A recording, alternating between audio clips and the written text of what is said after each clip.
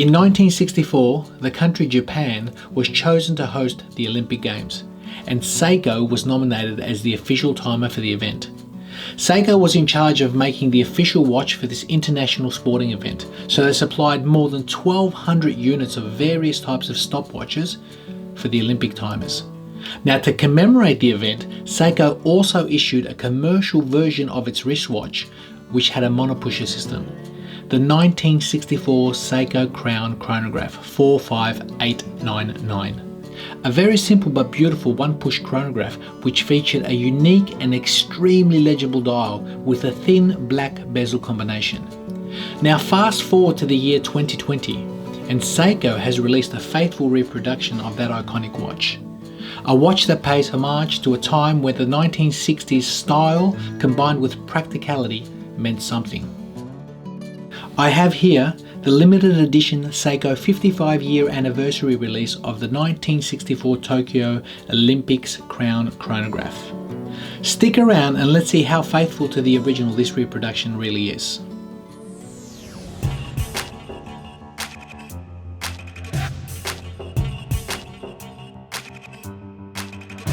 If you like my content and you want to see more, please help the channel by subscribing and don't forget to hit the notification bell. To commemorate the 1964 Crown Chronograph, Seiko released two different versions of the watch. A chronograph version, the SRX069 which is a limited release of 1,000 pieces worldwide, and a non-chronograph version, the Seiko SPB127, which is what I have here. These are limited to 1,964 units worldwide. Now I have a very high serial, I mean the 1800s, so at the time of this video, if these haven't sold out worldwide, they probably will the next week or two. So they're a very popular sought after unit. Now I want to share some thoughts on this watch, on how faithful it is to the reproduction, how good Seiko has what they've done with this particular watch. So let's start with its dimensions. Firstly, it's a 41.3mm case dimension. Let me zoom up so we can get a look at this thing. There you go. So firstly, it's a 41.3mm case diameter. The original was 38.2.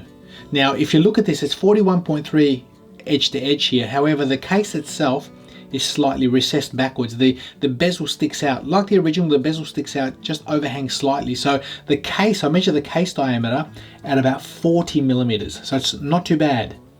Now the case thickness on this, excuse the fingerprints, it's really highly polished.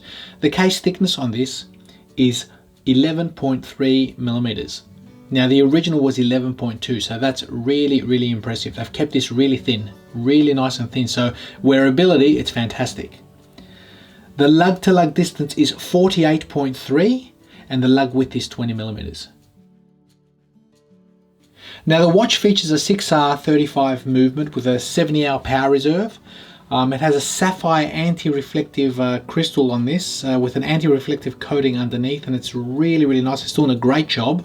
I've taken this outside and it's really legible, it's really clean. The rotating black bezel seems to be really nice. It's thin, it's black like the original, and it has its original Arabic numerals applied on the bezel with fine minute graduations. It's lovely, it's really nice, it's thin, it's petite, it's true to form. The dial is stunning. I look at the original, I look at this, and the dial is fantastic. It's pretty much true to form. I really can't fault it. I really can't fault the dial. It looks so good. They've changed a few small things. As you can see, this is not a chronograph, so they've taken the pusher away, removed the chronograph function, they've ditched that, and instead they've put a date window, a beautifully framed date window at the 3 o'clock. Now with the logos and so forth, they've removed the word chronograph which goes underneath Seiko, and they've replaced the words Presage Automatic on the new one. They've replaced the original which used to say DiaShock 21 joules. So apart from that, it really does look the part.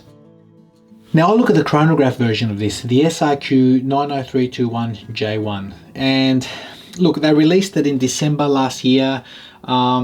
They've tried to keep it true to form to the original by being a chronograph, but I think it failed in a few areas.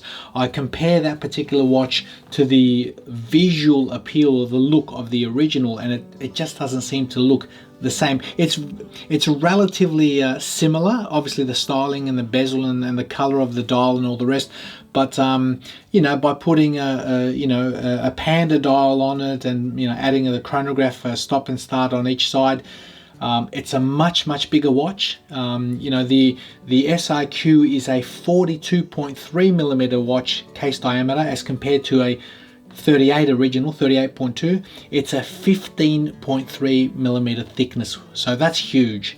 You know, the original was only about 11.2. This one's 11.3. So this is more true to form.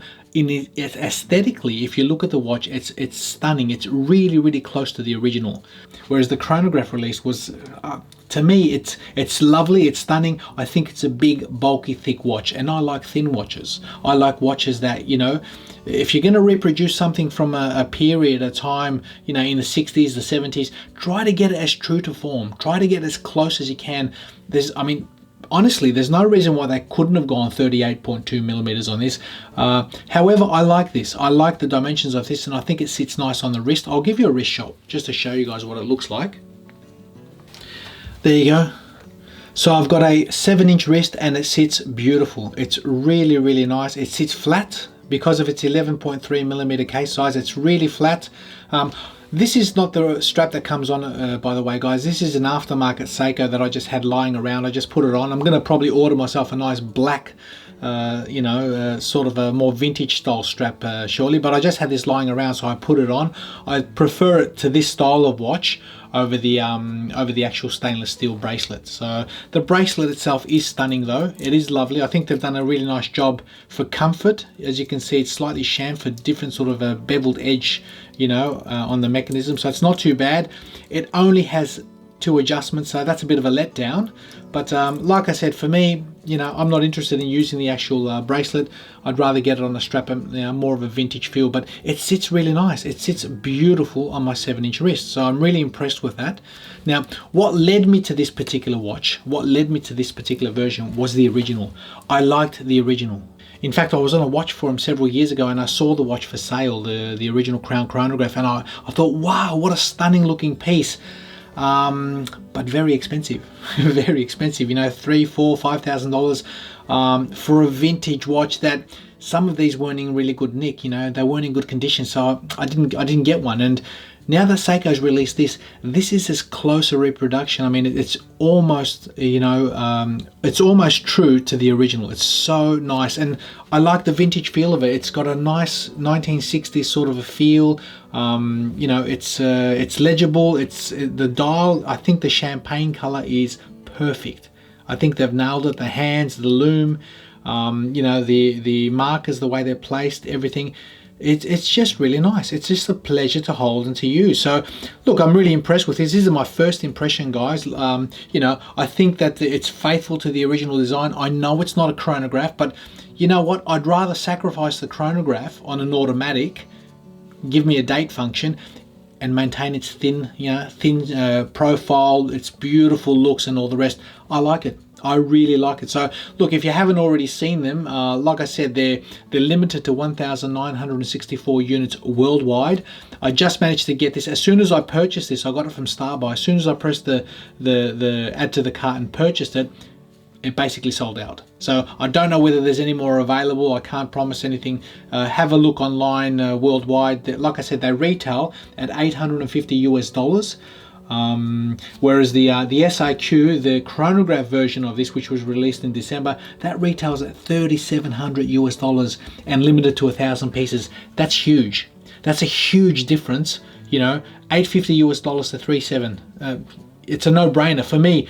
You know, limited to 1,964 units, it's a no-brainer. So if you can grab one, there's 3 different variants. They come out with the champagne dial, black dial, and an unusual green dial. So I liked the white, I liked the champagne. Like I said, I was drawn to this because of the original, and it's true to form. And look, it's stunning. Like I said, I just purchased it. It just arrived. I'm going to wear it for a couple of weeks, and I'll probably give a you know, my likes and dislikes and let you guys know what I think. So I hope you guys enjoyed that, and we'll see you all next time.